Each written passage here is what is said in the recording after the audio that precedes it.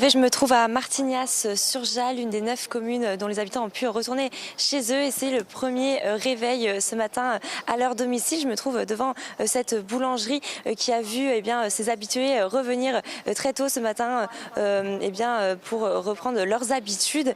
Ils nous ont partagé leur soulagement de retrouver leur commerce ouvert, également leur maison. J'ai aussi pu discuter avec le primeur qui est juste en face de moi, qui lui était plutôt inquiet de voir dans quel état il allait retrouver ses produits frais, car il a dû laisser son commerce tel quel il y a maintenant une semaine quand il fallait évacuer la zone. Il y a toujours entre 60 000 et 80 000 personnes qui sont évacuées au moment où je vous parle, notamment des personnes de la commune.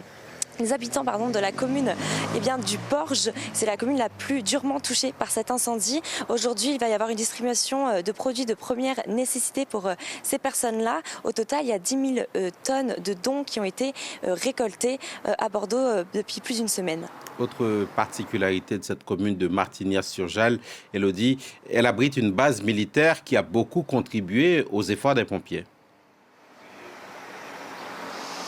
Oui, c'est un lieu stratégique ici, c'est le camp militaire de Souges où les pompiers ont concentré activement leurs efforts pendant plusieurs jours. Aujourd'hui, il n'y a pas de reprise de feu dans ce secteur, mais ce terrain, il abrite un champ de tir avec des munitions non explosées. C'est ça qui inquiétait particulièrement les pompiers et également sa localisation qui inquiétait car elle se trouve à côté d'un site de Dassault Aviation.